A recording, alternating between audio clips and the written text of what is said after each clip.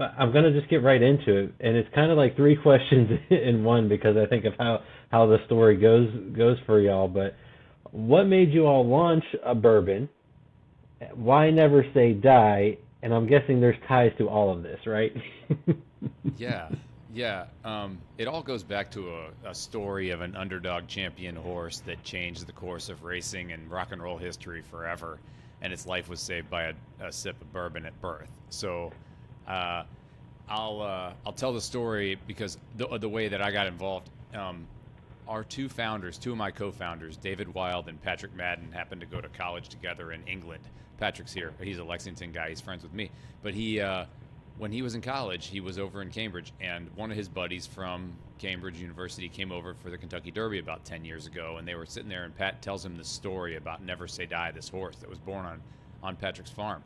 And David's like, well, we need to start a bourbon brand called Never Say Die. That's the coolest thing I've ever heard. So then Pat calls me a couple days later and asks me if I would help him co-found this brand and run with it. And so here's the story that Pat tells me, and then I'll let you get into it. It'll explain why we named it Never Say Die, why we ship our barrels to England, all of that. So in 1951, there was a horse that was born on Hamburg Farm here in Lexington. Rough birth. It's not breathing. They call in the main horse guy, and they're like, hey, I think we're going to lose this one, boss. What do we do?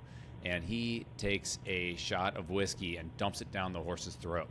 And it apparently shocks the horse's system. He blows the snot out. He kind of hops up and runs around the barn and then goes to bed. And they're like, well, we either killed him or we saved his life. So, the next morning, he's fine. He lives through the night, and they named him Never Say Die.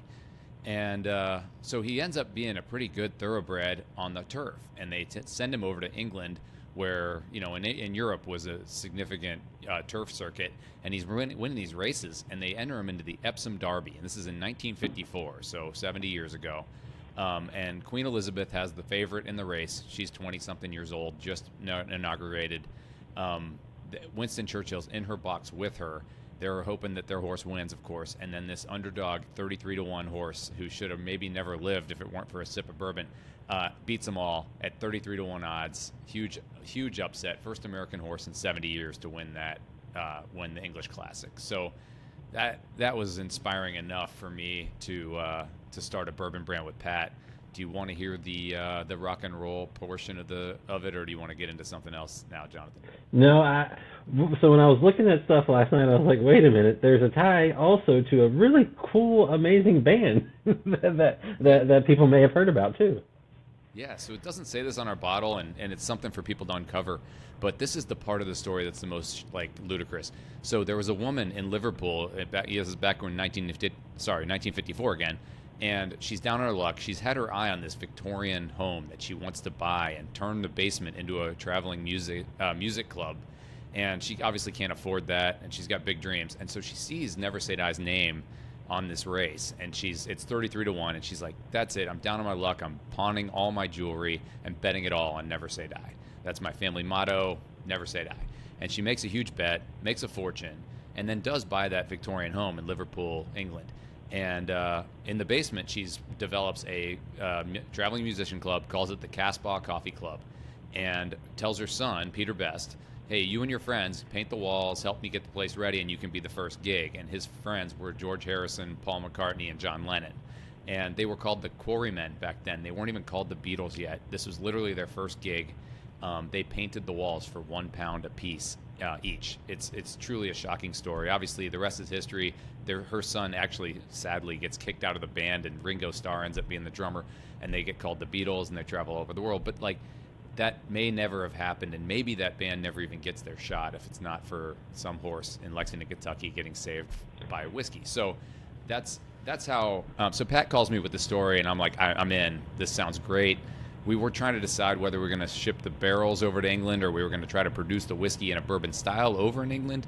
We ended up choosing the former, and we make our whiskey here in Kentucky and then ship the barrels over the ocean to England and try to make a British product. And it's been pretty successful, and the ocean trip actually helps out the whiskey, so it's great. I was gonna say it's pretty cool because it's a Kentucky straight bourbon because it's distilled and everything here. So, but what is it? England's Kentucky bourbon or something like that is the fun trade on it, name on it. But it spends a good bit of time here, then travels over there, and then still spends a decent bit of time in England too, right? Yeah, absolutely. I mean, this is a premium whiskey. It's aged here for 5.5 to 6.5 years in Danville, Kentucky, in old style rick houses in the original barrel, and then we put it on an ocean container. We just shipped a container of barrels last week. 87 barrels fit onto a container palletized, and it literally sloshes around in those original barrels all the way across the ocean. That takes 6 weeks, and then it ages about 6 to 12 months over in northern England. So it ends up being a 6 to 7 year product after that whole, and it turns out to be pretty darn good. I mean, we were gonna launch it at 4 or 5 years, and I'm glad we ended up waiting. Well, I was gonna say, how difficult was it to make that? Because as people may or may not know, it's not exactly cheap to produce and buy and sit on a product for that amount of time. Was was it a tough decision to make that call? Because obviously, in the end, you end up getting a really good product. Right. I'm glad we did because it's still an authentic Kentucky bourbon. We haven't done anything different except for take it across the ocean. But there's no rebarreling. There's no extra staves we put in there. There's no extra, try to speed up the maturation process. I mean, when we started this brand in 2016, I mean, the bourbon landscape has changed immensely over the past 8 years. There's so many more products out there, but there's a lot more people interested in the bourbon market. So it's been fun to watch, but being patient has been really hard, Jonathan. I'm not gonna lie, it's been tough. But we were tasting it all the way along the way, and we were all pretty patient because it just kept getting better, and we were willing to wait. Well, it's a great product that I've gotten to try. You can tell I may have had a few sips here, here there, and it's a really good looking bottle too. It's a unique shape. I love the crest and everything that's on there. Can you talk a little bit about the 3 different expressions you have, and only one of them, which is the one I have, the small batch, is currently available though in the U.S.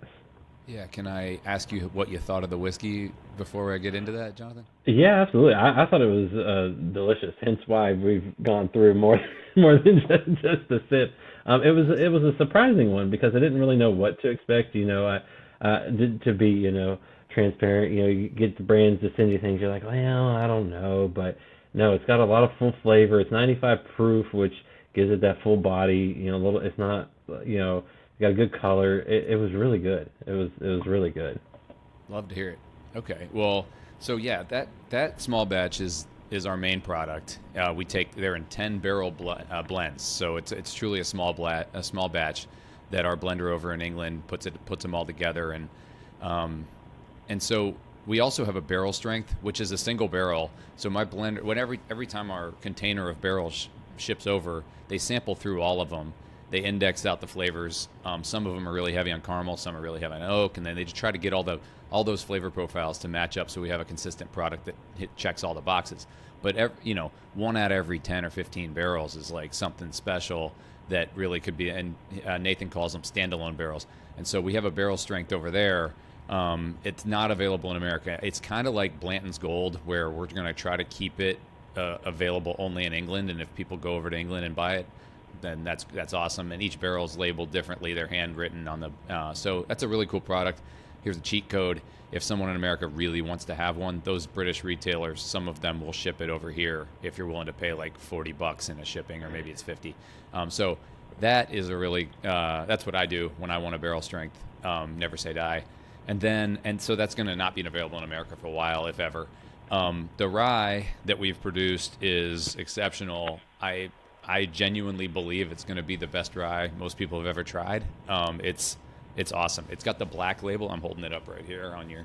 So it's kind of an inverse label, and it's a Kentucky style rye. So it's got 56% rye, not 95 like some of the ryes that are out there. 33% corn.